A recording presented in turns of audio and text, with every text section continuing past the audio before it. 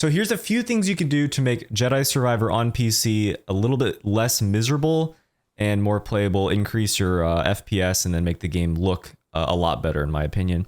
Okay, so first thing, if you have a GeForce, I think it probably has to be RTX, but at least you can try this if you have an NVIDIA graphics card. AMD, I don't know. You can't do anything for this. You're going to have to skip to the next part. But if you have anything NVIDIA, you're going to download the NVIDIA Profile Inspector. The link will be below. It's a free download. Just grab the newest version, extract, open that up. It should look something like this. On the top under Profiles, you want to select that, type in Star Wars Jedi Survivor. You need to start with the Star Wars. You just can't put in Jedi Survivor or else it won't pop up. But once you select that, you're going to get all these different settings. You're going to scroll down until you see Common.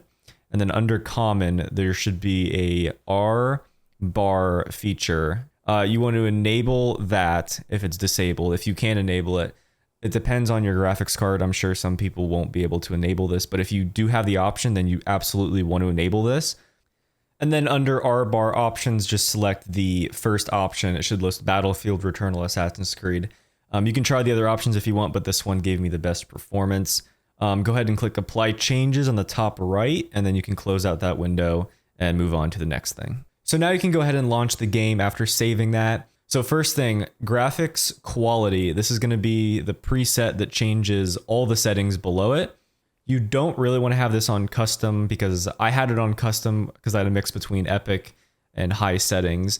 And apparently the game, the render resolution is like 50% when this is on custom for some reason because the game is broken. So all the textures will look muddy and blurry and awful. So you want to change graphics quality at the top. You want to put that, if you put it epic, it should render at 100% rendered resolution. The second you start changing any other settings or lowering them, it will go back to custom, and then you're going to get that awful 50% rendered resolution and the game will not look good.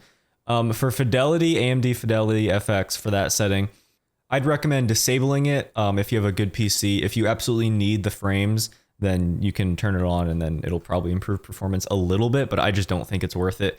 Ray tracing, my system can also handle it. I can get 50, 60 FPS. I'm okay with that because I think ray tracing does make a pretty big visual difference. So I leave that on, but I think for most people, I would recommend turning that off because it will impact performance and you'll get more frames out of turning that off. VSync, I would also leave that on because there is some screen tearing issues when you turn that off. And then motion blur, film grain, that should all be off unless you're insane. And then, like I said, just don't touch any of the other options because you want to keep the graphic quality preset because as soon as that moves to custom or you lower things, then the render quality will suffer and the game will look substantially worse.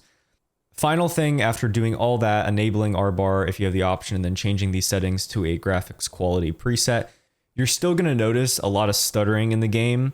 And some of that stuttering is unavoidable because it's just a bad PC port and there's literally nothing you can do. But manually changing your monitor refresh rate through NVIDIA control panel, if you have that, or just through your display settings, or you can try your monitor, like just with the physical monitor controls, changing the refresh rate to either 60 or 120 hertz fixed a lot of the stuttering for me. I think it has something to do with the way the game was made for console, which is only supporting 60 FPS. I don't know the reasoning behind it, but changing the maximum refresh rate, you can't do this in-game, so you have to do this through the control panel or something. Locking this at 60, if you don't have a higher refresh rate monitor, there's really nothing else you can do here.